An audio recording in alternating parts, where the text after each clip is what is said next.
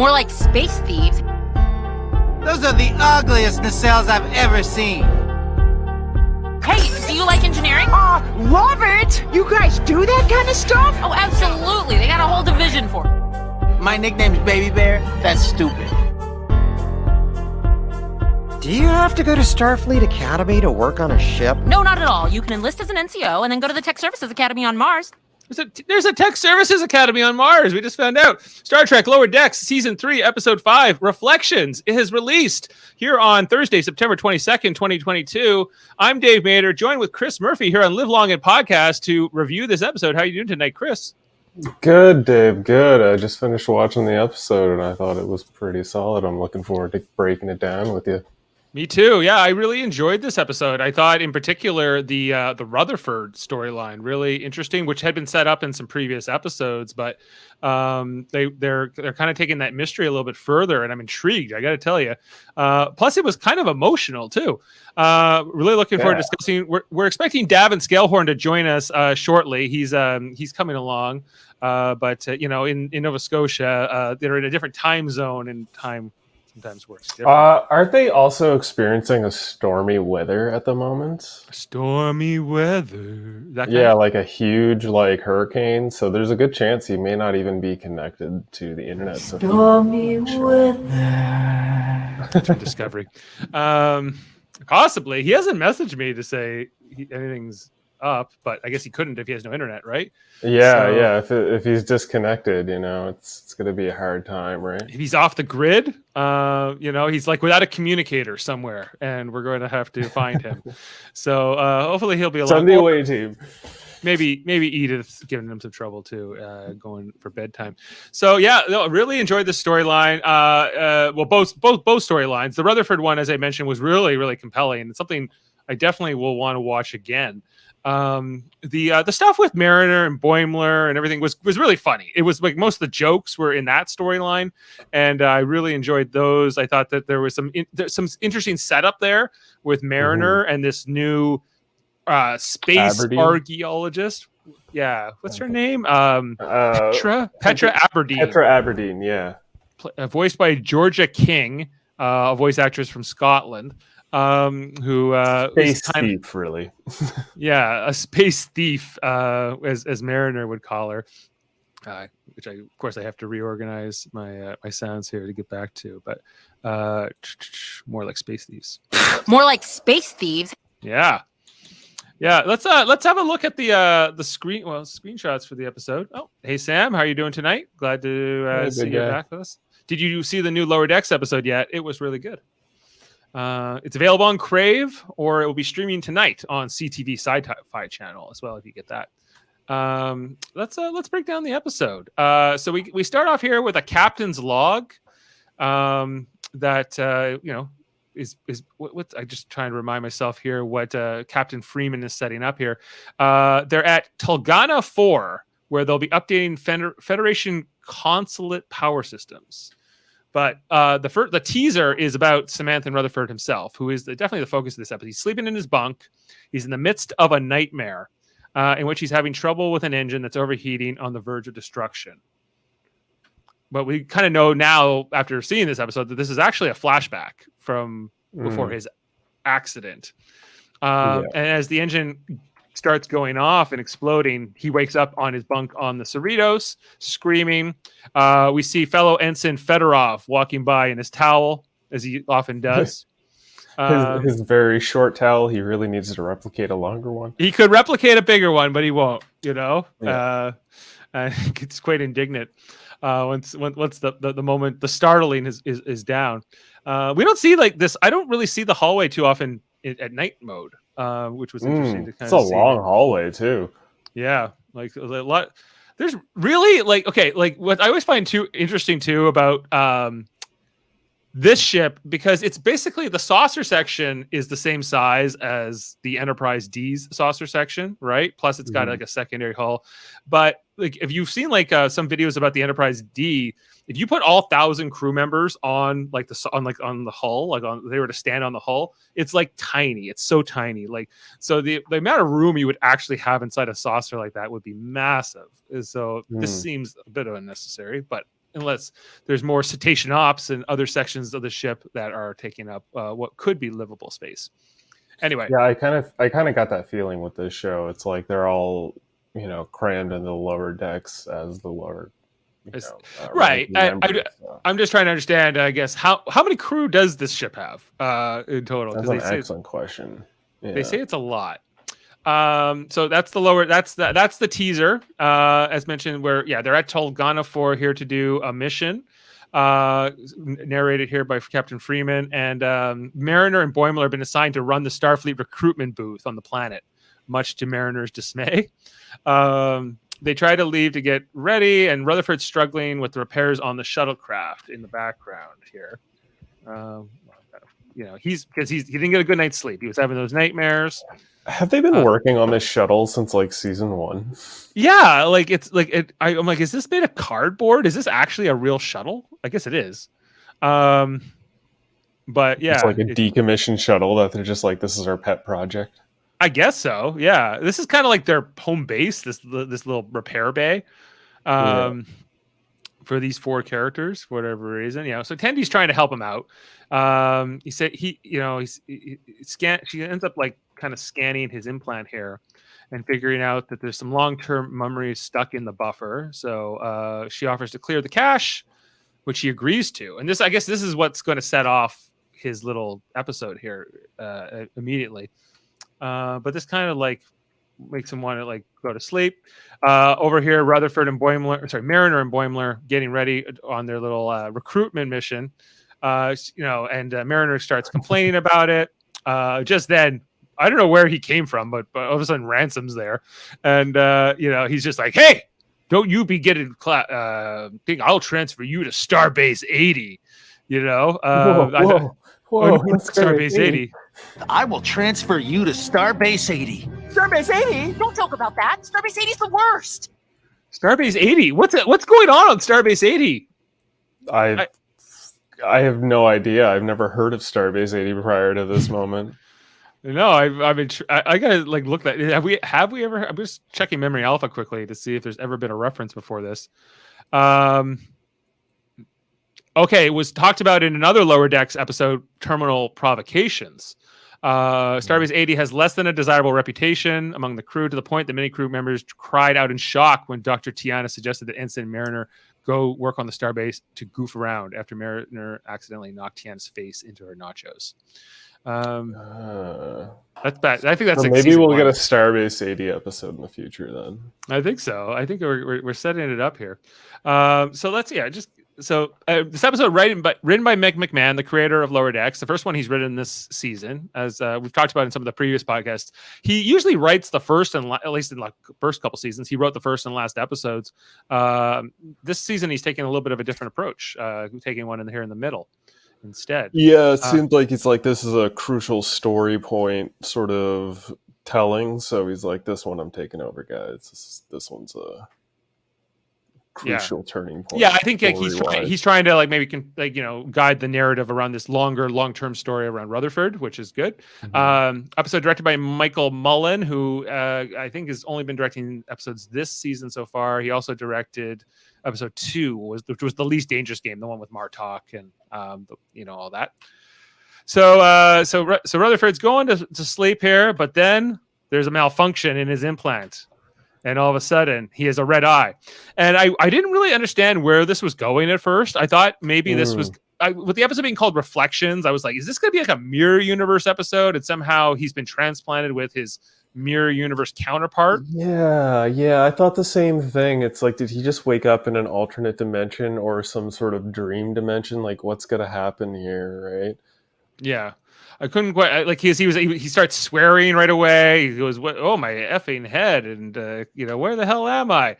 And then he starts, he's very crude, and you're like, "Well, this is nothing like the Rutherford we know." Those are the ugliest nacelles I've ever seen. And who put the engineering down there? That's stupid. Who put engineering down there? Stupid idea. It's completely backwards. Yeah, he's very upset to find out he's on the Cerritos. These Cali-class junkers are such fire traps. Yeah. Fire traps. They're junkers, these Cali-class. according to Rutherford or young Rutherford. Anyway, he's going around. Then he realizes he has an implant, and so you're kind of like, well, if he was the mirror universe, maybe that wouldn't be that much of a surprise. So I'm starting to wonder where this is going. I thought it was like a different entity in his body thing, like that he alluded to. Yeah, aphasic entity or something like that. Sam wants to know who's the best Star Trek writer of all time. My personal favorite is Ronald D. Moore, writer of many great movies and TV shows, including Next Generation, Deep Space Nine, Battlestar Galactica, Star Trek First Contact, Star Trek Generations. He's my favorite. I can't speak upon that. I don't know Star Trek writers off the top of my head, but I will go with Dave's answer because those are also favorite stories of mine. So yeah, we can. Maybe Mike McMahon, the writer of this episode. Who's to say? You know what? It's true. Mike's been doing some good work. Anyway, so there's kind of like this moment here where like the other evil Rutherford or young Rutherford, or I'm not sure how we're going to refer to him exactly, but you know, they get into it about they start fighting about whose body it is and what's up. And the Rutherford we know, he's trapped in sort of like, you know, like the reflections in the netherworld where no one can hear him. He's calling out here, but it's to no avail. You know? Yeah, I'm glad they didn't spend too much time on this whole like subconscious story ploy, just because like I got through with watching like a bunch of mirror universe storylines in the Flash that I got super exhausted with it. So I was a little worried that this episode was gonna lead into that. Thankfully it didn't. You know, it carried on and was brief in the reflections universe, if you will. Yeah, I know. Yeah, like, if this had been a 40-minute episode, I feel like they would have dragged this out more, but they had to kind of keep it moving. But you know, it's like, you know, you feel for Rutherford because he's like crying out here, but then he's like, you know, trapped, right? And sort of and like I think it's the Flash. They had a storyline going on. Was it with Iris? Was it Iris who had this storyline? Yeah, Iris gets pulled into like the mirror universe by I forget the villain's name, but she was living in the mirror universe until she pulled Iris in, and then she got to pull herself out. Basically, it was a storyline that went on for a season and a half longer than it really should have. It was. I was a diehard. I was a big Flash fan until I feel like the season with the was it the Thinker? The Thinker, yeah, it started jumping shark at the Thinker. I feel like the Flash actually started really going downhill when they started bringing in the children from the future. Oh, sorry, there's like a van backing up outside. The whole like future crossing over with like the children. That's when I started tuning out. Honestly, the moment I tuned out of Flash was when they were like, Cisco's getting recast or whatever, or they like Cisco's out of the cast. I was like, okay, well, there's my heart and soul. I was like, I feel like it's over, or I feel like the glory days. But up until like, you know, the first 3 seasons, I loved, even though the 3rd season is not as well liked by some of the fans, but I really did like that storyline. Anyway, we're not here to talk about the Flash. It's true. Let's get back to the Star Trek. It was a great show for a while. Anyway, so let's go on to the other storyline here, which is with Mariner and Boimler down at the Federation Embassy here on Turkana 4. I just love that they had like a career day here, and they had to like set up booths. This is such a ridiculous like notion. So you got the outpost science is real science, and like the truthers and the collectors are here. Different like the Ferengi are there too. Apparently, we see a Vorgon here in the foreground. We see there's Ferengi. There's we see like the fish people. That the guy who's the guy from? Is it Mick Fleetwood? In one of the early Next Generation episodes, play this alien over here. Is who this is meant to be? Mick Fleetwood from Fleetwood Mac, I think, played him in like an early TNG episode. But they can't leave the booth because Ransom is going to send them to Starbase, or at least Mariner to Starbase 80 if they leave here. And we meet this guy here. A pile of names, so yeah. Give me. They have to meet like a recruitment quota. It's not just to like say, hey, we're here. He's like, "Hey, this is the kind of quote I played here at the beginning. Can you just join Starfleet? Starfleet, get. Oh, here it is. Do you have to go to Starfleet Academy to work on a ship? No, not at all. You can enlist as an NCO and then go to the Tech Services Academy on Mars. Oh, really? And he's like, "Well, can I work on or can I work on the bridge?" And she's like, "Well, maybe. I mean, that could possibly happen. It could happen, And then this is where we meet the character, the space archaeologist named Aberdeen, right? Is that her name? Yep. Aberdeen No, it was something Aberdeen. It is Petra Aberdeen is her name. Right, Petra Aberdeen. Yeah, and she kind of scares off this Tellarite by saying, guess what? You're going to be put into a room with no windows for 5 years, which isn't completely untrue. There's some windows. There's some windows, but we know, like, we're kind of talking about O'Brien and how much time on the Next Generation. He always just seemed to work in that transporter room, and if there was nothing to transport, seems like there was little for him to do on a given day. But yeah. Anyway, the Independent Archaeologist Guild is what Petra is pushing here, but it's really just a ruse so she can rob the museum. And so it seems like her whole plan here was just to provoke Mariner into having a freak out, so that that they would put her in the brig, or Starfleet would like ransom would come down or do whatever. She was just looking for a distraction so she could go steal the ultimate goal, ultimately it's Boimler who gives her that distraction, but that's not. But because in the best way, yeah. So he's get your Starfleet here. We gotta get in. Starfleet, get your Starfleet. Prepare yourself for Warp 10 excitement. Discover the undiscovered country. Yeah, that shit was funny. Discovered the undiscovered country. Yeah, we heard some of these jokes in like a lot of the scenes were put into like the trailer for season 3, so we had seen some of this. This is a Gilrakian, this species that comes up next. I'm trying to figure out that we know the Gil. Oh, we met them in Temporal Edict. They were introduced here on Lower Decks. And so she's like, "Hey, do you want to get assimilated by the Borg?" And she's like, "Hey, we don't all get assimilated by the Borg." Well, some of you do. Do you want to be attached to rubber tubes for the rest of your life? Yeah, you want rubber tubes and implants?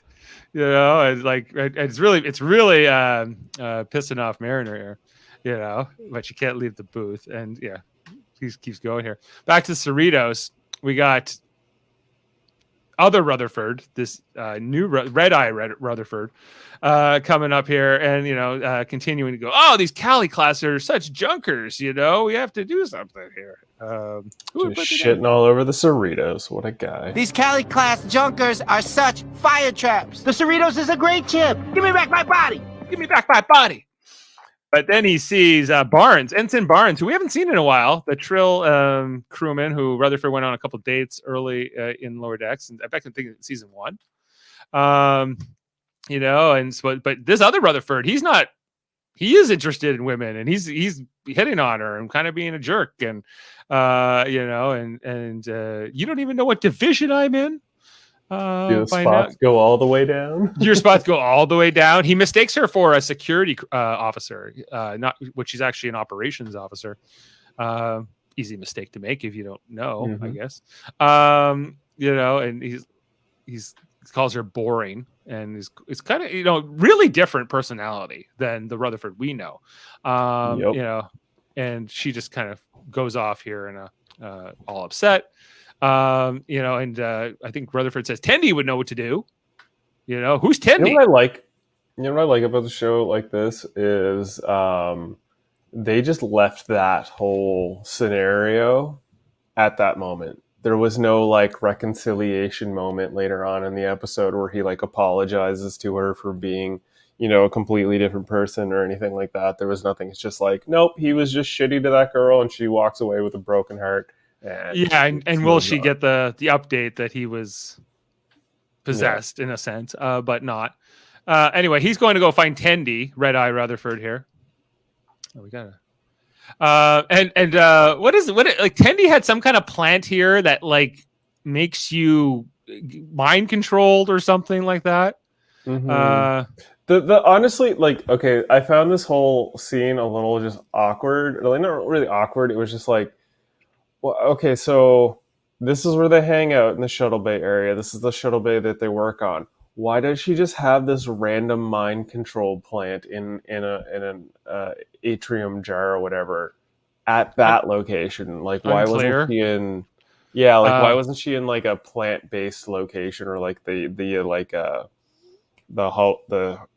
plant area that we saw in the other episode where Buddy was cutting his flowers? Like, why not there? I mean, I get why it's encapsulated. That would make sense. Yeah, but if it breaks, it would presumably take over your mind, right? It doesn't seem very secure. No. It does it. Yeah, it's a weird thing to throw in here. But Red Eye Rutherford here, he's like he's impersonating the other. He's like saying okie dokie, and he's saying things to make him sound oakley dokley. And so giving himself the Ned Flanders. the Rutherford Prime, the blue-eyed Rutherford, he starts hitting his implants, and this actually works. Like even though he punches himself, and it has an effect here. And Red Eye Rutherford gets pretty upset here with Blue Eyed Rutherford. It's weird that he's a reflection, but he's not really a reflection because it's more or less just like a self-consciousness sort of reflection. Like he's seeing his own mindscape, and that's why generally if you're trapped in your own mindscape and there's somebody controlling your body, but it's not you, but you're there. Always just self-inflict harm and yourself. Just hope it's gonna work. What I mean when you look at Blue Eyed Rutherford in that window there, it's not a mirror image. It's just him. Like the eyes exactly. Right? The eye's not like matching up with the mirror, so it's definitely not a reflection per se. It's just another dimension. Yeah, it's just him. Pretty much. Anyway, so he's punching this thing. And it's causing issues. Tendies doesn't know what the hell's going on. Red Eye Rutherford gets pretty upset, and she starts to scan him. He like throws her to the ground and kind of moves off here, but she calls up to sick bay. Alerts the crew to the thing. Back to the planet. A little big bear in. Yeah, we get the baby bear in. I got this Andorian looking at a pod or whatever. Think about joining the independent space archaeologists. And I think Mariner just wasn't too impressed with this part. Space thieves. Space, more like space thieves, and she actually reveals that she was in Starfleet here. She served aboard the USS Victory, which apparently would be quite a prestigious posting. But she said she grew estranged because Starfleet was too militaristic and violent. They look up her file. She called them a pseudo navy. She calls them a pseudo navy at one point. Yeah. Oh, you're not. Which I do have that clip for when we get to that part. Yeah. You're not totally just a pseudo navy. But yeah, she appears to be a lieutenant junior grade, from what I can tell, in that personnel file. And so she was in Starfleet before becoming like a Vash-like character, I guess. And it seems like she wants, and based on the conversation we get here at the end of the episode, I'm assuming that she wants Mariner to kind of join her. She knows of Mariner's reputation and maybe considers her a kindred spirit of sorts. Mm-hmm. I'm not quite sure where it's going, but that's my suspect. Anyway, she notices that rebel spark in Mariner. Right, and and Mariner is always one step away from getting kicked out of Starfleet anyway, so maybe she's more meant to do something like adventure like that, right? Like more in less of a specific way, right? Like more of a structured way, like Starfleet is, Anyway, she's getting under her skin. They start looking for Red Eye Rutherford after that incident. He's sneaking around, avoiding it. Shax is just ready to shoot something. He's always ready to shoot. Yeah, always. Right. He gets into the Jeffries tube. I don't have the clip, but he sneaks up on this transporter chief, and he just judo chops him in the back of the neck, and then takes over here. I was like, oh, this really is a different person. Anyway, Kirk judo chop. He was trying to beam down to the planet, but then he goes, "You know that the Turkana 4, you can't beam down to this planet. It's got like a thing. Atmosphere interception or something like that. It's like atmosphere interference is not going to give you a good lock on." which you know if you were really you, but you're not really you, are you? You know, Baby Bear, which he says that's a stupid name. My nickname's Baby Bear. That's stupid. That's stupid. It's stupid. Anyway, Shax tries to get him, but he manages to beam away.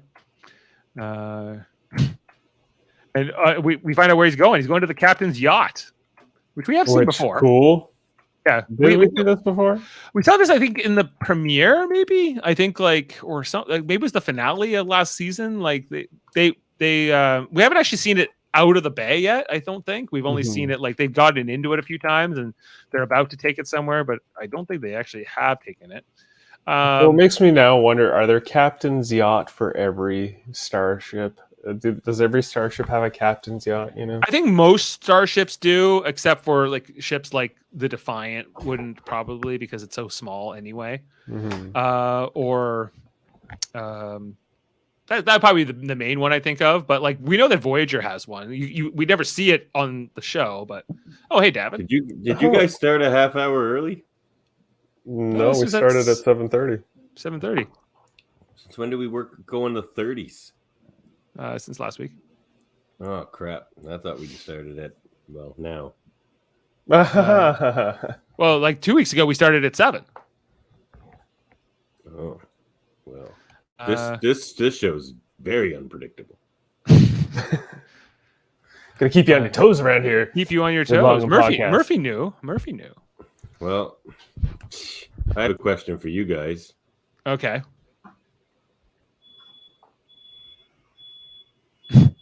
Chris, did you hear about D-Bet?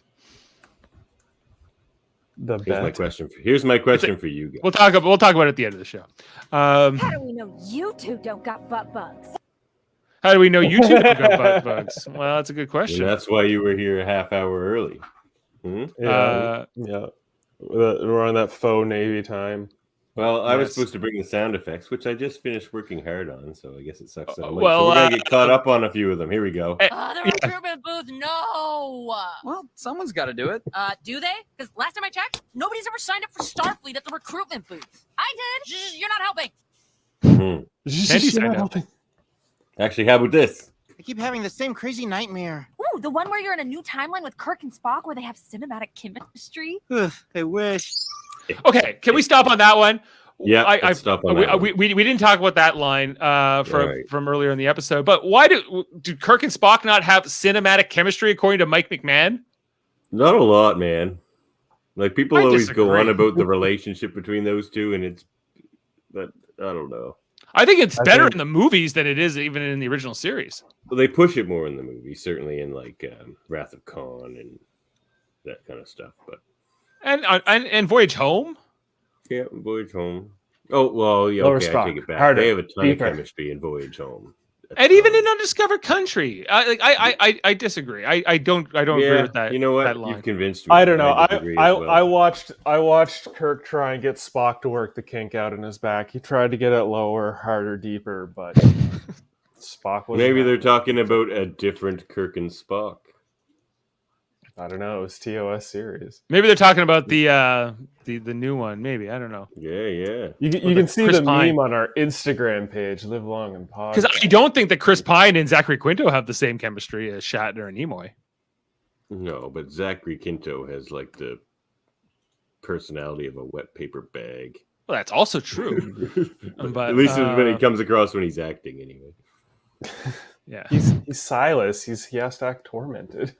So I that's guess. what he was good on Heroes until Heroes got Yeah, crap, I agree. He was good on Heroes. But yeah. Okay. Sorry, didn't we? What other sounds from this up to this point of the episode do you have? Nap. You'll wake up feeling like a new man. Thanks, Tendy. Probably- Hope you're right. Probably shouldn't have said that in a Star Trek show. Well, yeah. You'll feel like a new man. And then he does wake up as a new man, doesn't he? I don't care if you Oh, like he it. does. That's not the point. Starbase 80? Don't joke about that. Starbase 80's the worst.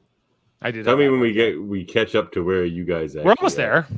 Okay, that's a great line. Ugh, those are the ugliest nacelles I've ever seen. And who put the engineering down there? That's stupid. I couldn't help but That's think true. of you. I couldn't help Yes. but think of you and Pugsley when that line was said. You're Yes, like, why would you put that engineering all the way down there? It's stupid. You can't get there. You can get there. It's just without a taking turbo the lift most ride. elaborate route ever. Like you can't get. Well, once you get there, you're at work, and you come home back to the they saucer don't want section. the engineers to leave work. That's for sure. For certain. They don't want to anyway. We saw in last week's episode that they're workaholics anyway. It's true. Yeah. This is jumping ahead, but this is about engineering and is my favorite line in the whole show. Hey, do you like engineering? Love it. You guys do that kind of stuff? Yeah, we got a whole division for it. Did anybody else recognize that voice actor? No. It's Jimmy Neutron's friend. Jimmy Neutron. that nerdy, nasally, redheaded kid. He's like, oh, Jimmy. I love it. Nobody knows anything about Starfleet. That's what's hilarious about this episode. And the whole recruitment booth thing is like my favorite thing of this season. Yeah, it's fun. It's hilarious. But I really love this Rutherford storyline too. It is good. Did we catch up to where you guys are yet? We're at the part where Rutherford. An anaphasic alien took over my body. You're an anaphasic alien. You're an anaphasic alien. Yeah, it was good. Starfleet, Man. Get your Starfleet. We got new worlds. They're strange and they need seeking out. I fucking love that line. That was my favorite. We got new worlds, the strange, and they need seeking out. This is an amazing episode. I freaking love it. This is a solid episode. There's so many good things. There's two good storylines. The guest archaeology character is amazing. Petra. Petra Aberdeen. Yeah. Petra Aberdeen. Aberdeen. Hey, buddy, you want to be a Borg? What? No. Starfleet crews get assimilated all the time. I hope you like rubber tubing attached to you. Hope you like rubber tubing. Did the transporter guys ever get to sit on the bridge? I mean, I guess it could happen. Yeah. You could be all right, man. Thanks, Sam. I like my mug as well. Yeah. Oh, yeah. He likes your Spider-Man mug, and Sam feels like often like what I do love about Lower Decks is that it is a comedy, but it's it's canon to Star Trek, and therefore. Absolutely.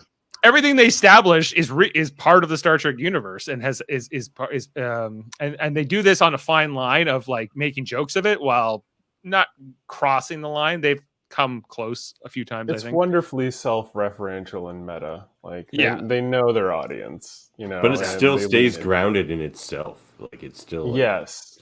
You can still immerse yourself in that world. What it really reminds me is like The Simpsons before The Simpsons went really off the rails. Like the early Simpsons was so good, and could still have levity, but also be like really like strong with emotional beats. So the Simpsons, the family has to still love each other, even though Homer's choking Bart or whatever.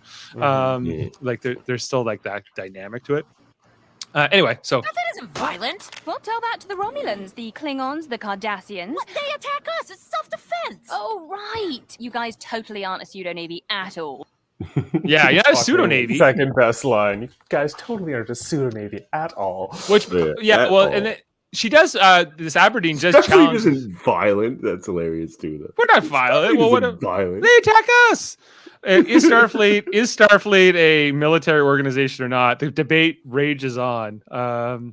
Yes, we and might no. be getting into that a little bit in the Class L probe on Sunday if I have power. Yes, you're right. The first 10 seasons of The Simpsons are the best Simpsons episodes or seasons. Agreed. Okay. Any more sounds before? Oh, have I caught up to you guys yet? Not really. We're pretty much almost there. My nickname's Baby Bear. That's stupid. Yeah, this is pretty much where we were at. This is where we're at. Yeah. Sorry, baby bear. Sorry, baby bear. Sorry, baby bear. Sorry, baby bear. That's stupid. Why is my nickname Baby Bear? This Red Eye Rutherford Davan. We thought, I said earlier in the episode, I thought at first this guy maybe was the mirror universe or was some kind of anaphasic alien, like they kind of say, but I didn't really see it coming that he was going to be like an earlier version of him. No, like that was I didn't see that coming. And it's way better. This is really good writing. Yeah. Yeah. Whoever wrote this one is crazy on point with everything. Mike McMahon, the creator. Oh, did he? Yeah. He does do the best ones. Yeah. Well, yeah, him taking, like we're saying, like taking an episode in the middle of the season, which is different, a departure for when he did in the first two. This is a really strong episode right here in the middle. Rutherford punching the eye, causing these malfunctions. He's trying to stop this guy from escaping with the yacht, right? And then this gives time for Shax to catch up. And he just phasers him. Sorry, baby bear. Sorry, baby bear. And the implant goes haywire, and Rutherford passes out. Both versions go into this coma, medical emergency, and that's like kind of like where it would be a commercial White break. room. Yeah.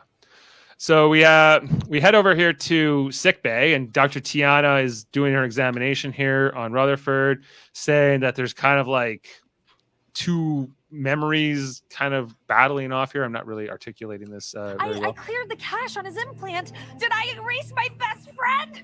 She says what's going on is she doesn't know what's going on, but there's still brain activity, so she knows there's something in there.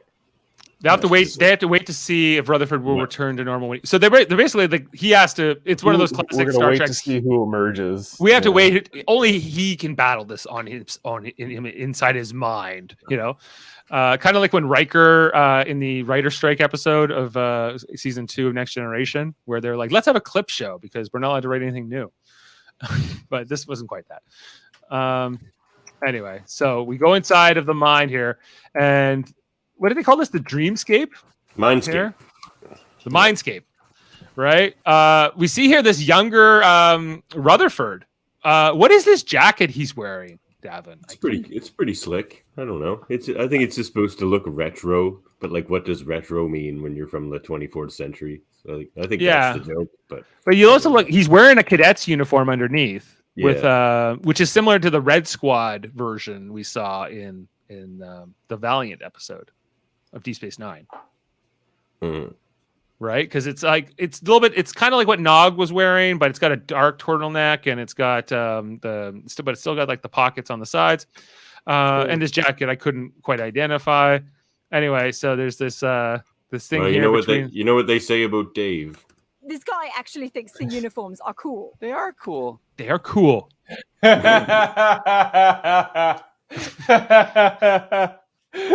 was a moment this episode I'm like, Dave's going to talk about that for like 10 to 15 minutes. Yeah. You know what that with Buddy there, the artist who we're working with right now on those images. I was like, no, you got to put the pips on this side of his collar, and you got to put the comm badge over here. The pips were on the wrong side, and that did bother me.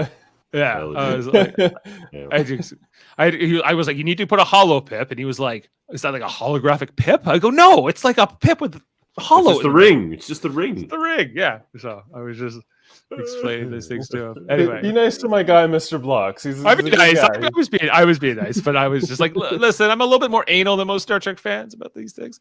But let's digress. Anyway, so the younger Rutherford personality explains that you can kind of like conjure anything you can imagine within the dreamscape, right? This Rutherford, he creates just a scanner, I guess, scans it all out here. And then he like takes them to the garage. Like this is where Cadet Rutherford worked. This was the moment I'm like, oh, we're gonna figure out why he's got the implant. Yeah, all right, finally, I'm in. Yeah. But we don't really. We just but we get a little bit more information. We get some breadcrumbs leading graduated to it. before we're even near a warp core. So dumb. Okay, I saw this, and my first thought was, now this is pod racing. Yeah. So me too, actually. Kind of, yeah. I thought it was a really fun episode in that way. Yeah, but he's just he explains to him that that they can't. He's like, why don't I remember building this racer? Why don't I remember any of these memories? And he goes, because he says, that was you erased them. You erased it. I was erased. I was taken out, and I was replaced with you. Basically, and so he's like, well, why didn't I ever know? And he's like, well, I've been trying to get out for years. Every time your implant malfunctions, that's me. He's like, don't you ever notice? He's like, yeah, I like pears for a while. Like, that was me. I love pears. I love pears. He's like, did you really buy into all that okie dokie stuff? He's like, yeah, sure do. Okie dokie. Yeah, okie dokie. And we get like the flashbacks here of when like like seeing more like these doctors putting him in through it, right? And we'll get more. There's a captain involved, guys. Any guesses on what captain that could be? Oh, I don't know yet. We got to speculate here. When we when we get to that image, I really want to. We're gonna have to take a look and talk about who it could be. Maybe somebody we don't know yet. The voice sounded kind of familiar. Like I couldn't quite put it, but I'm like, that guy kind of sounds familiar. It might have just been a voice actor that I recognized, but it's definitely a bigger role to be revealed. For sure. Yeah. So like we find out that only one of them, well, according to the younger Rutherford, only one of them can emerge here.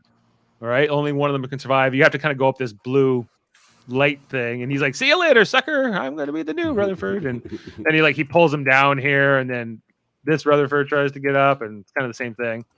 And they decide that they're going to instead, to solve this, they're going to have a little bit of a pod race with each other, guys. You know, he's like, so we find out to do the Kessel Run. Chair strapped on an impulse engine. He's like, yeah, isn't it great? Isn't it great? Yeah. So he was like racing through the neutral zone. The Davan system was like something where you could make money, so he could buy parts for his like little. He did the Kessel Run in 12 parsecs. Exactly. They agreed that the best engineer should be the dominant personality. Chases them through for this race. Low in options. Rutherford agrees to the challenge. You guys do that kind of stuff? Yeah, because they're not going to survive indefinitely here. So no. But you see, I thought there was going to be like a double cross here because he does the shifty eyes, guys. But that's not what happens. Anyway, he just thinks he's a better pod racer. We got this guy talking to them. So the Collectors Guild guys comes by to throw shade at Boimler and Mariner. They were just like, these guys. You get to touch mummies constantly, and you never have to go back in time to save Earth. That only happened like 4 times, 5 times. Five. She just keeps remembering more. It's like 5, 6. Well, that was that.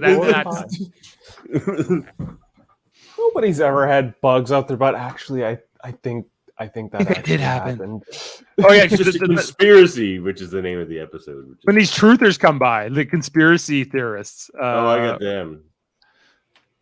Oh no! Here come the conspiracy truthers. Hey, Starfleet, when are we going to hear the truth about what happened to Cisco? What? No, he's working hard in the Celestial Temple. What? No, he's working hard in the Celestial Temple. He's at the Celestial Temple. Like Mariner's answers are always just like, "How do you guys not know these things?" Like, why are they asking about Cisco at all? Yeah, exactly. It's funny, we do find out she has a degree in xenohistory, which is xenohistory. Yeah, so foreign history, I guess. Alien history. Yeah, and he's like, that never happened. She's like, yeah, actually, kind of did. But I couldn't help but think about. We know you don't have butt bugs. How do we know you don't got butt bugs? How do we know you two don't got butt bugs? It's like, well, if we did, we'd have to kill you for finding out, wouldn't we? Yeah. See you later, butt bugs. I just love how this lady bashes Starfleet so bad. She's so gets under Mariner's skin. I think the DS9 in universe dates before this series. It does. He's asking that question. Oh, yeah, that's a Deep Space Nine reference. Yeah, but I see. Yeah. This takes place actually after Deep Space Nine, but before Nemesis. This episode? No. This whole series, doesn't it? Or is it just after Nemesis? Just after Nemesis. Oh, it's just after Nemesis. I'm thinking because we've seen Riker on the Titan and right.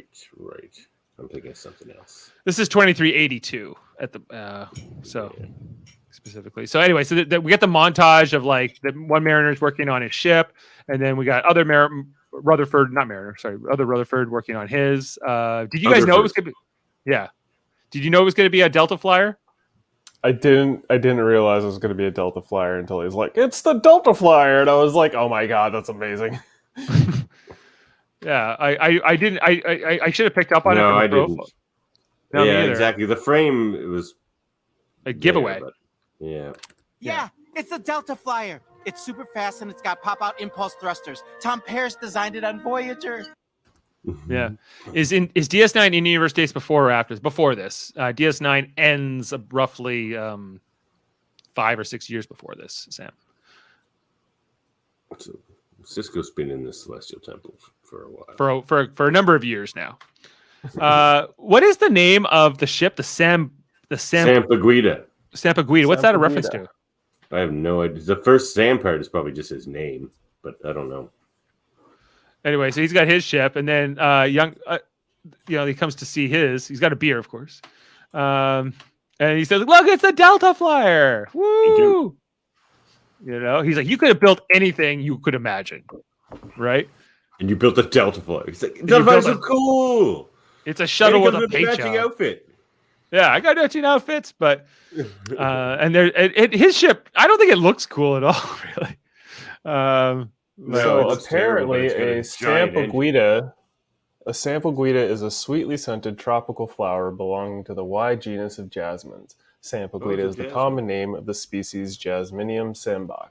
Sampaguita is also known as Philippine jasmine, Arabian jasmine, Macaque in Hawaii, Grand Duke of Tuscany, Campopat, and Malati. Why does this go in the temple? It goes in. Watch Deep Space Nine, Sam. You need to catch up. Show ever. Yeah. Mm-hmm. You'll find out. Or you're just watching it with Deep Space Nine and Nine. If that's the case, then be patient. Be patient. You're right, Sam. This is your ship. That's what Sampaguita stands for. Yeah, it's Sam's ship. It's Sam Hinkton's ship. Yeah, that's right. Yeah, my own ship. The Sampaguita. Yeah. And Rutherford is also a Sam. He's a Samanthan. But anyway, so he's showing him his show. I guess I have a couple shots of this. Yeah, and the reveal here. He's like, "Look, I got the whole Delta Flyer." Anyway, there's a shot I hope you have later because it's gorgeous. With the race itself. Of the Romulan Liberty. Oh, I do. Anyway, so what's going on in this scene where? Oh, these we're back on the planet, and these. Oh, it's about to go down. The space scientists. No, I'm not fucking doing this. I don't want to hear it from you outpost scientists. I want to hear from you outpost. That's hilarious because there's always so many outpost scientists in TNG. Like every third episode, original series, outpost scientists, and the original series. Yeah. There's always like just some random scientist wearing some generic, weird-looking clothes somewhere. Yeah, they kept that trope for a couple of series for sure. Yeah, outpost scientists. Like, nobody likes you guys. Nobody likes. Is she a Bajoran in this one? Is that what we're allowed to believe? I don't know. Oh, yeah, I guess so. Yeah, I this is one of the clips I did pull here. Where is it? Where this guy actually thinks the uniforms are cool. They are cool. Oh, then why are they always changing? Starfleet updates them. There's always room for improvement. Like we get this really cool flap. Why do you even need uniforms? You are not in the military. I'd say they are. Oh, shut up. So good. And that's the ongoing thing, because I talk to Kevin Millard about this all the time, whether Starfleet's a military or not, and or is it like, because in the sense, they clearly are. They're at least structured as one. They're structured as one, but they're in the military. Like one of the key differences is like when you become like an officer in the military, like you will be promoted every so often, no matter what. Right, like there's a kind of a after so many years of service, Starfleet doesn't have that, where you can be one. It's merit based. It's merit based, yeah. So that's a key difference right there. But and they're not specifically militaristic, but they are defense sort of orientated, and they're a pseudo navy, so they're at least a pseudo military. Yeah. He's like, "Hey, I got a belt. Do you want a belt?" She steals his pip, guys, and this is what we get: the breaking of Boimler. Boiler's breaking point. Without Starfleet, none of you would exist! We don't want to protect you from the Klingons and the Borg. We just want to explore and study fucking quasars! Study fucking quasars! I just want to explore and study fucking quasars! But we protect you because it's the right thing to do! Yeah. Oh, God. And this is the distraction that Petra just wanted, right? She just runs into I just realized too, there's totally like, if you look at the museum there's a banner and it's Ferengi writing and it's the fucking Grand Nagus staff. Yeah. The Grand Nagus staff. Nice, and I was like, I was like, I didn't realize that prior because like honestly I thought it was just weird art. Maybe it was a sperm. I don't know. Didn't pay attention. This is what happens when you pay attention to this show. You'd have to really zoom in on it, and I don't even know if I would necessarily figure it out until if I didn't know where it was going. Anyway, Boimler's just on a tear here. Getting people trapped inside of games. Stop trapping people inside of games. Inside of games. Stop traveling. Boimler has reached the second shap. Yeah, that I would have to say, out of all the Star Trek episodes, the one where they get trapped inside the fucking game is, I think that has stuck with me more than any Star Trek episode. You're talking about Move Along Home for the record. Home. It's only a game.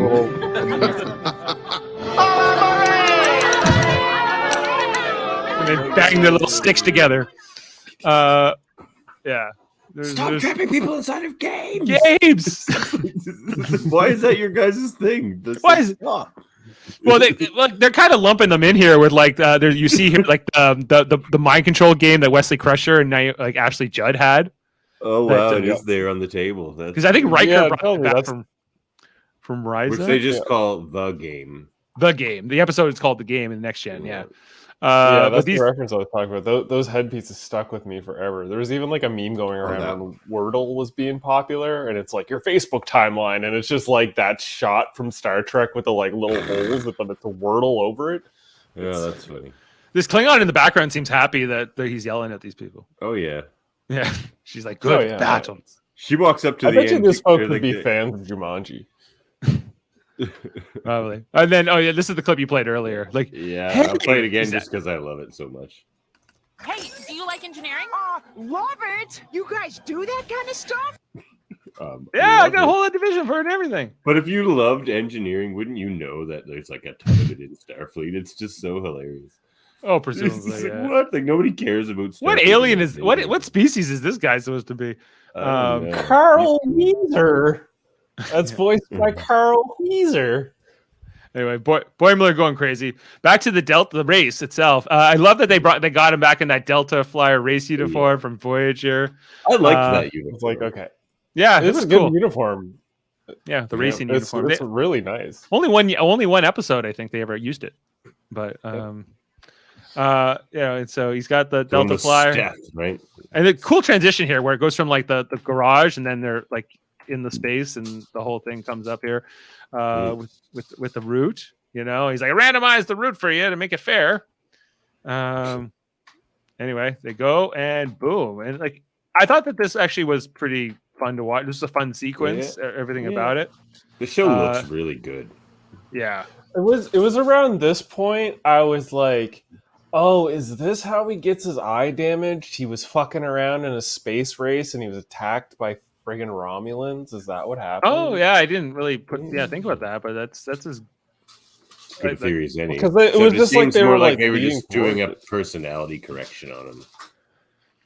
Yeah, yeah, and then weird, like so not Starfleet. You can't like do that.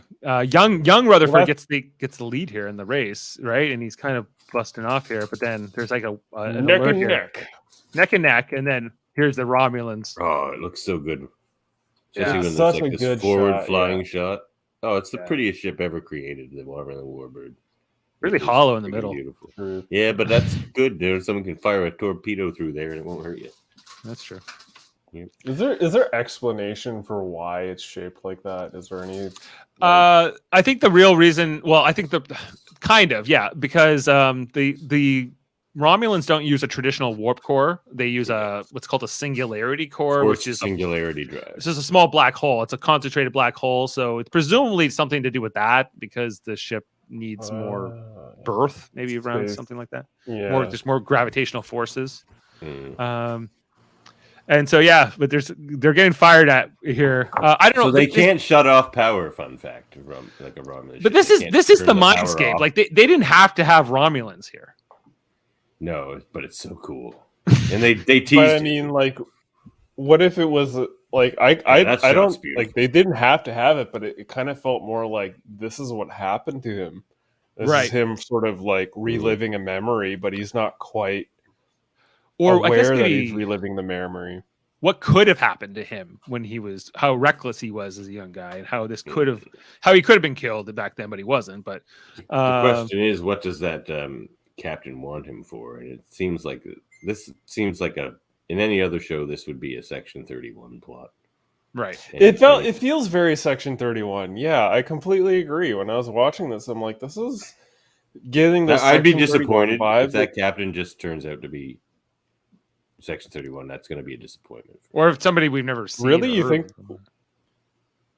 I mean, like it looks like it. Okay, here's my assumption: is young Rutherford was building a new type of engine, or he had conceived a new type of engine, and they were putting in the work behind it, and Rutherford couldn't keep it in handle, and it fucking blew up in his face, and the guy was like, oh, I gotta cover up this mess because I can't let my super secret project leak that we had a Starfleet officer injured because I just want to go a little faster. That's my general takeaway. My takeaway is almost that somebody else is viewing through his little eye viewer as well. Like it's spy software? You think somebody's keeping an eye on that, like in that Geordie episode. Where the Romulans with get the them. Romulans. Yeah. Yeah. So someone else is just looking. It will eventually, there'll be like some zoom out shot where you see who's watching through Rutherford. Right. That's what I think. What do you guys think of the reveal? Where he brings the crew in. Yeah, the reveal. He's like, I got a whole crew over here, and he's got Tendi, and he's. It's really hard. It's got hard. It was really sweet. I thought a moment, and he's like, "You said anything goes," and so I brought, and why not have a Delta flyer with these 3 stations manned, right? You know, it's not a solo craft. It's not just a seat on an impulse drive like the other guys say. Yeah, for real. Exactly. Teamwork and so makes the dream work. He's going. The race continues. Rutherford's a sweet guy, man. Isn't he a sweet guy? New Rutherford, not old Rutherford. Not old Rutherford. He's less sweet. Back to the planet where Ransom shows up expecting to find, Mariner having done something like it'd be typical Mariner. And look who it is. The cat. So Mariner's got lots of people signing up for Starfleet, guys. Because they saw how brave it makes you. Can be. Yeah. Even a Ryzian. A Ryzian? Oh, and oh crap, what do they call that guy? This guy, or this guy's a Benzite. Yeah, Benzite. That's right. Yeah. Some. Oh, and that looks like a Cation, probably, maybe. This could be a Cation, yeah. Yeah. It could be but I don't recognize the others per se. Anyway, so Ransom's just like, oh, okay, well, Mariner is good then, and then he's Boiler's hours later. Great screen cap. They've actually made this like the sky dark, so it's hours later. Right. It's just crazy. Because of the pip, all because they threw his pip. Yeah. It's my rank pip. It's so on point for Boiler. Like, it's so good. Yeah. He's just chasing this Ferengi around. And, anyway, so the race continues. They're still getting fired at. And Rutherford saves other Rutherford here just in the nick of time, as he gets blown up by the Romulan ship. Boom. Did you get him, Tendi? Or no, it's happening here. The classic Star Trek trope of, can we transport them before the explosion gets them? Yeah. Oh yeah, but it's not even a question. It's just like, of course. The only question is if they're transporting a group of people, sometimes they don't get all of them. But if they're transporting one person, they got him. Usually. I love how they did it in the recent episode of Discovery with Book. I don't know if everyone's caught up to this point of Discovery, but like they did a really good transporter save with Book. They made it seem like, now I'm gonna get into spoilers for last season. With the end of season 4? You're watching. The end of season 4, yeah. But yeah, like there was a moment where they go to save Book and it's just smallish and he's fucking gone. And I was like, oh, they're gonna do it. But then they're like, oh no, his pattern's still in the fucking transporter buffer. We can save him. And I'm like, okay, I'll take it. Yeah, it pulled my emotional strings and I loved it. Yeah, it was interesting. And seeing that, I just got to talk about emotional strings and how this episode sort of transitions here. Like it gets really deep, between these two segue, Dave. Rutherfords who start off in this episode as adversaries and then kind of have a reconciliation here by the end. Can we just be one person? Connection. Can we bond? Right. Well, he's like, could have been a way they did that somehow. Like I kind of thought they would should have been do that, but Yeah, he's like, but like, I'm glad they did. He comes back as bold Rutherford. But also, like, younger Rutherford here kind of saw that he liked what he saw in the older version of him, even though he made fun of him, called him lame.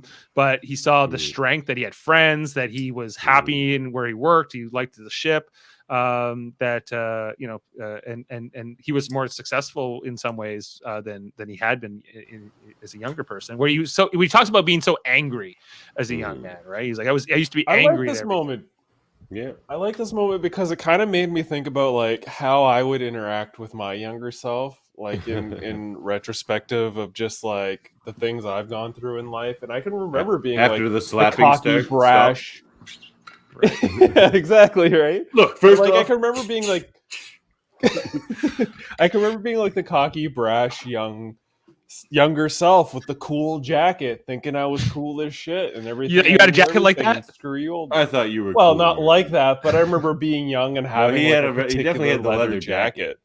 Yeah, right. Like there's a moment in your I would say your formative years, your late teens, early 20s, where you just find a jacket that you wear and it makes you feel cool as shit, and at some point it just evaporates from your life. But mine was my hitchhiking coat, but I still have it. I found it. Oh wow! And then I got my Starfleet uniform. That was my cool jacket. Anyway, but guys, he does the remember thing here. He goes, remember, like kind of like Spock style. And we see the flashback of what happened with the accident, where he was working on this experimental engine and it blew up in his face. This is the nightmare that he was having to start the episode. It blows up here. We see great writing. How near death he was, after this, right? Like got half of his face blown off. I also bloody eye. In the moment right before this scene, before he touches the memory, he's like, oh, I remember how he blew up. There was a brief flash of his character where he went like, it was like his character, and then he was like, you could see his brain for a half second, and I was like, whoa, did they just show his brain? But then it's sort of here at the end when he's getting the surgery or whatever. So so we see these. It was before when he's holding him in his hands. It's literally right before he says like, "Oh, I remember how I blew up." It was a brief frame. It was the briefest of frames, but it was the first time they showed like the damage of the explosion that happened to him. It was like a flash of a frame, and he's like, "Oh, I remember what happened." And then he hits the button, and then you see this whole flashback. Right. And we also see here, like this whoever this Starfleet officer was, who's sort of pulling the strings. I don't think it's a Section 31 thing because he's wearing a Starfleet uniform. He's got at least 3 pips. It's at least a commander, and we can tell it's probably a man. But do we have the audio clip of that at all? I don't. Do you have that, Dev? No, I don't have that one. Sorry. It's almost like a British voice or something. I can't quite place it. Anyway, they say that they built in this backstory that he's going to believe that he got this implant some other way, and they kind of they get into like the surgery of it all, and he kind of has this like sort of thing. Yeah, I see his brain here and whatever. Anyway. Next time, recommend the Starfleet booth not be set up near the following organizations: the Collectors Guild. I got ahead of you there. Yeah. But then he's getting this, and then he's like starts to fade away, and then he does finally fade, and there's just like this kind of like somber moment here for Rutherford with this whole thing, and then he eventually walks into the light and comes back into the real world. Davan's the first officer of the SAM ship. Of the SAM ship. Does your jacket still fit, Davan? Yes, I don't know if you noticed, Sam, but I look the same as I did 20 years ago, basically. Like a little more gray. It's true. But yeah. That thing was on his head. Anyway, so Andy's super happy. Rutherford's not going to die. Safe and sound. Yep. Yeah. Back on the Cerritos, and this hair random, like he's like, "Are you going to send me to Starbase 80?" He goes, "No, I would never do that." No, it's terrible. It's terrible. There. This is a hellhole. Terrible. Yeah. We have to see it at some point, though. We're totally going to see Starbase 86. It has to be. It's basically the smoking gun at this point. They've talked about it twice. Third time they've got to show it. Yeah. They're like, "Oh, we're just sending you to the brig for a night." But he's like, "I can't believe you kicked over those guys' table. That was awesome." And I didn't clip it, and I should have, but I like his little Temerian dialogue too. He's just like, "Oh yeah, like." What is he? I can't remember what he says, but he says it's really funny. It's like his it is funny. about Starbase 80. Yeah, he's like, that's the analogy that fits. Anyway, and then so it's this time it's Boimler in the brig, guys, instead of Mariner. But he's so happy. Yeah. If you guys notice in the little drawing, it says Mariner's HQ. There's guest house in like the other side. Yeah, that's funny. And then, so he's trying to figure out who could have been responsible. He's like, well, he'd have to be a command officer they'd have to be a command officer when I was a cadet. I didn't even notice this bit. Yeah. I don't know who any of these people are. Who's Captain Silberberg? Who's Adam whatever? I don't know. They're probably just like, why is Adam's name spelt with ADM and not an extra A? Or unless he's an admiral. Maybe that's admiral. Admiral. Yeah, that makes more sense. Yeah. But Commander Sadikoy? Sadikoy? Okay. Anyway, so the mystery of that is going to continue. Boimler's getting all mad. Anyway, so Mariner's got to write the report for once. And this is where you were. I think you. You get to do the mission log. It's my favorite part. She's like, yeah, it would be. I think this is the one you played earlier, right, Davan? Yeah, this is the one I played earlier. Next time, play it again. Put the all right. Next time, recommend the Starfleet booth not be set up near the following organizations: the Collectors Guild. We gotta have Sam do our sound effects from now on, so we can say, "Play it again, Sam." Play it again. Sam. Anyway, I thought this conversation really interesting. Davan, where do you think this is going between this character we've been introduced to? I think she's going to be a reason why Mariner takes off for a bit at some point in a future a little Mariner vacation from Star Trek to find herself and come back to Star Trek and realize why the Starfleet is her whole life mission. Yeah, basically. I mean, she's sort of done that already. But right. I mean, that's what else? Why save the contact if it's not? I think they might use the character. Maybe she wants a booty call. Too. Well, maybe. I think there could be an attribute to that, but I think I think what maybe Mike McMahon's trying to go for here is like if there's going to be a real sense of growth here for Mariner, we need to have a bigger catalyst for why she's going to choose to embrace Starfleet or not. And also, like the devil on her shoulder, the someone to pull her the other way, and that's who this person is. Someone she likes begrudgingly. Yeah, but has like sort of a kindred spirit. Sees that in them, and because she was Starfleet, she keeps like teasing her with that. She's like, "Oh, I know you'll be fine, Starfleet." Like, wink, wink, nudge, nudge. Yeah, chooses to save the contact here, so I think we'll see her again, and then a really interesting, amazing. Really interesting shots here just to end the episode with the going to warp here. It looked really cool. Really cool. Yeah. It kind of looked like 2001: A Space Odyssey. Yeah. Well, like the thing I like about that shot is like 95% of warp drive shots, you're seeing it from the front view, so you're going into it. This is the first one where it's like you're leaving, it's like the tail end of a warp. Yeah, you're seeing it from behind or the rear view, and I like that. That was a nice twist. Looks really cool, and that's the episode, guys. It took us an hour and 8 minutes to talk about an episode that's only like 24 minutes. Well, I showed up late and made you guys talk about the first half twice. That's true. Well, we had to do a quick recap. Let's talk about any details discovered. Starbase 80 is referenced after being first mentioned in the season 1 episode Terminal Provocations. The anaphasic life forms were previously appeared in Sub Rosa. They were We're going to be here for another half an hour. There are so many nods and details for you to discover in this episode. I only got like 6 bullet points here. Petra Aberdeen, glamorous independent archaeologist, is based on Vash. She served on the USS Victory and references the controversy over whether Starfleet is a military organization or not. So Vash was never Starfleet, right? No, certainly not. But similar. But I think she's meant to be a similar to Vash kind of a character. Well, yeah, that to like Vash is like that devil on the shoulder of Picard, pulling him towards like treacherous archaeology. More like space thieves. Yeah, Yeah, more like space thieves. exactly. It's all they do. They just steal. Perfect.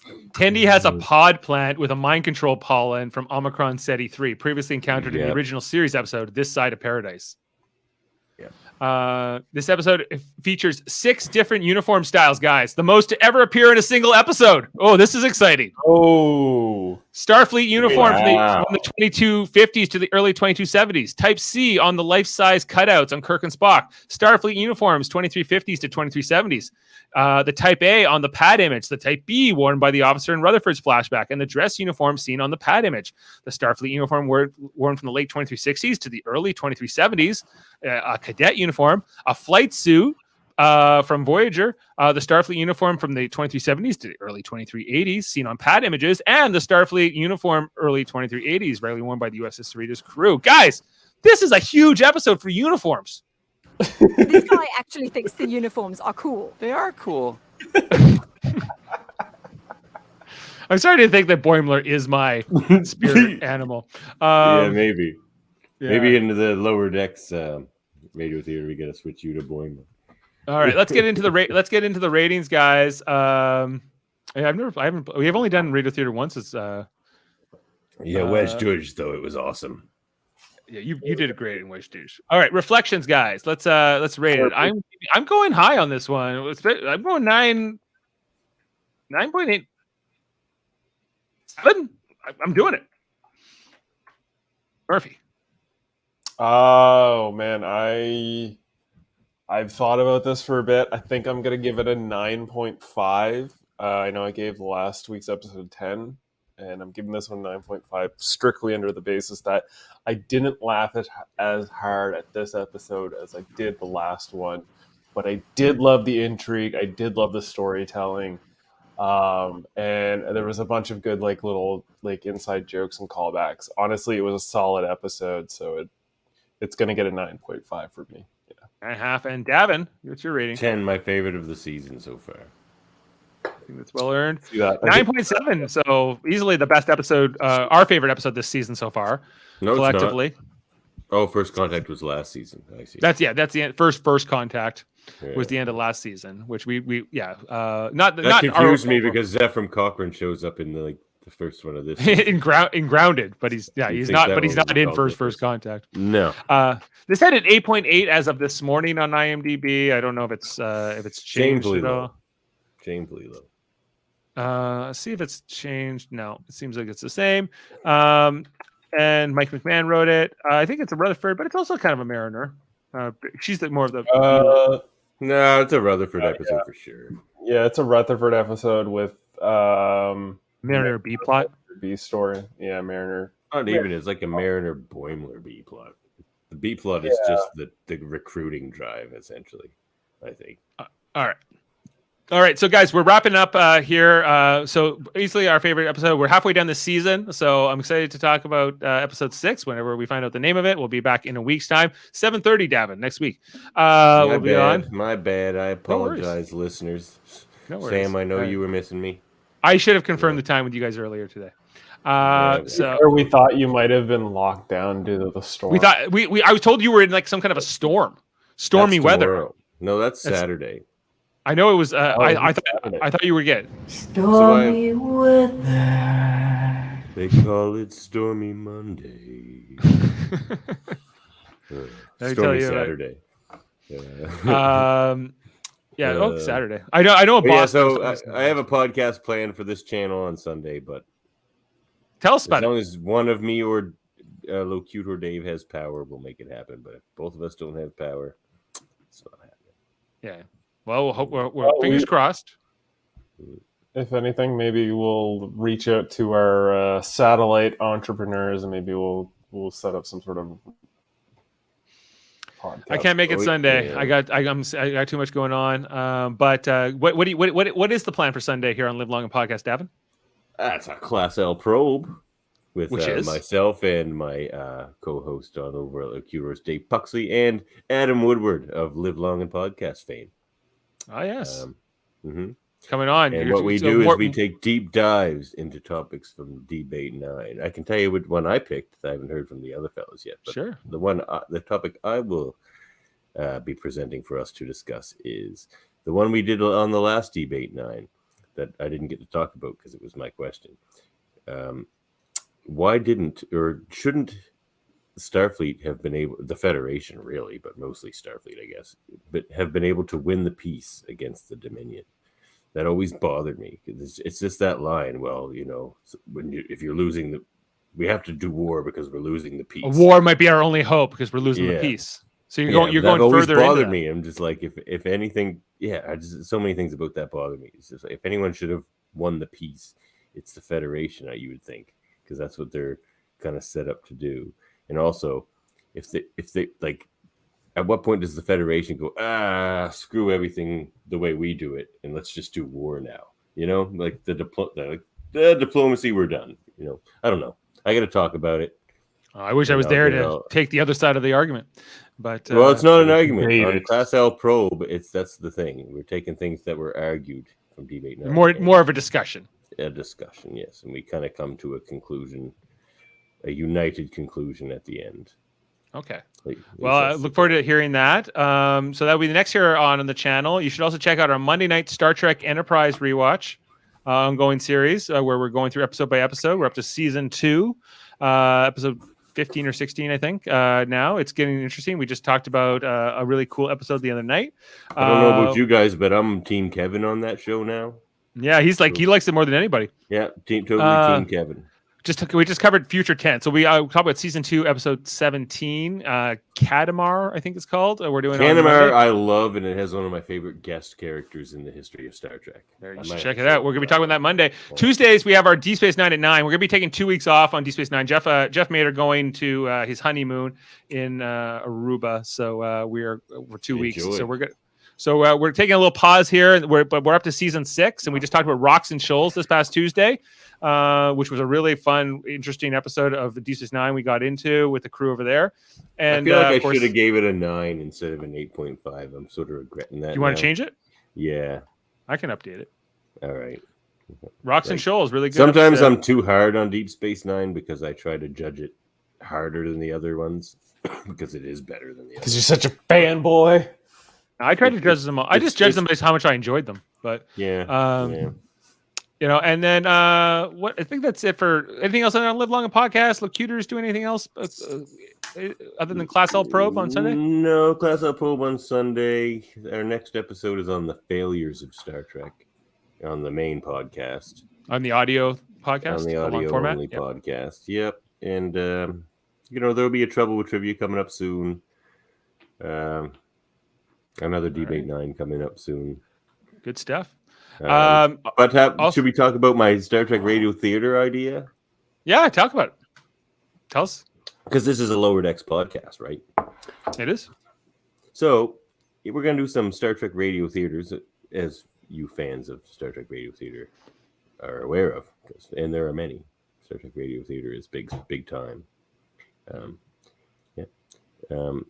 We're going to do Lower Decks comics in Star Trek Radio Theater format because they're amazing. They're written by one of my favorite comic writers, Ryan North, who writes The Unbeatable Squirrel Girl.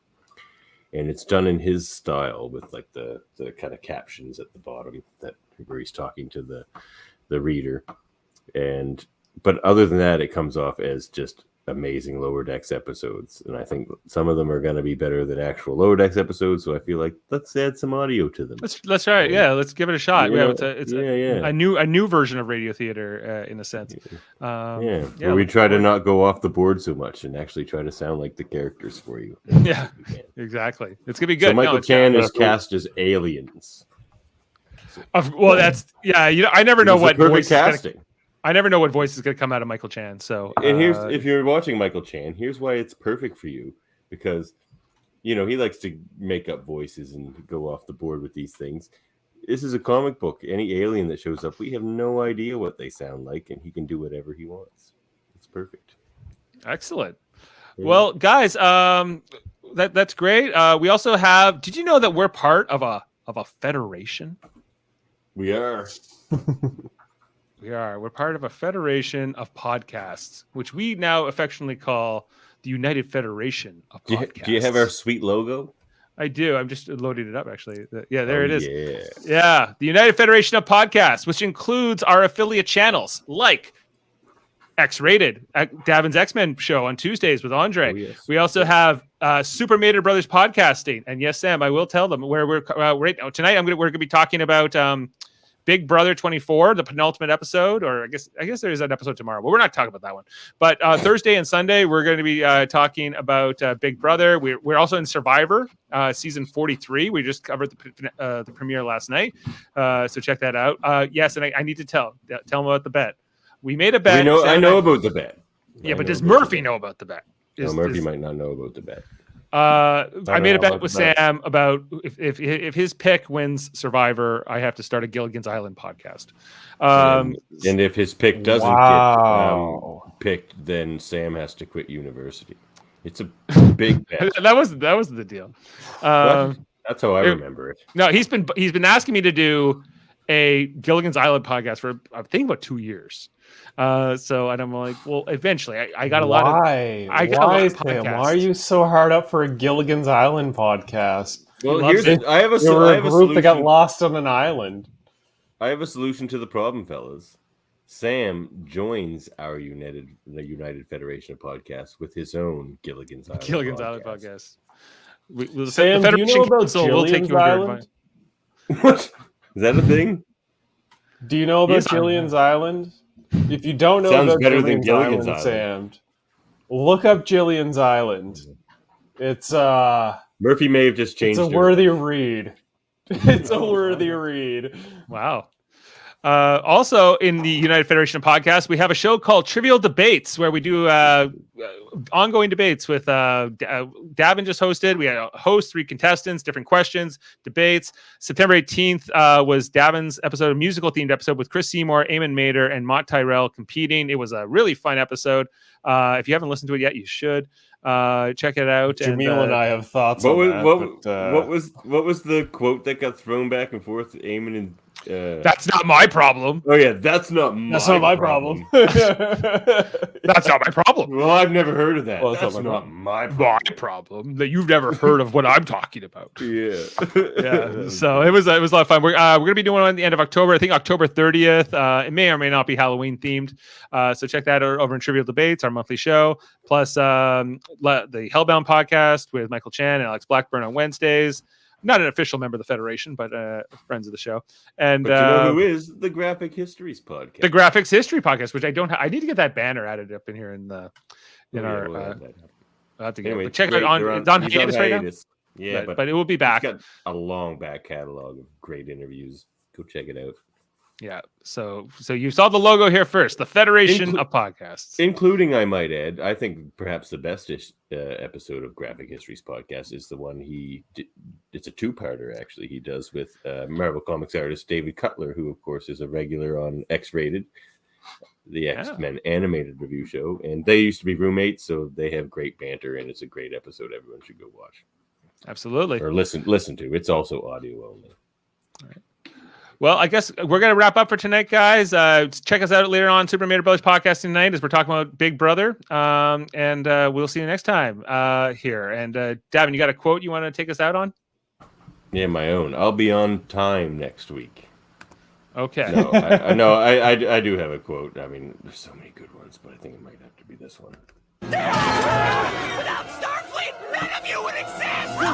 We don't want to protect you from the Klingons and the Borg. We just want to explore and study f***ing quasars! Quasars! Yeah, we'll see you next time. Enjoy your company.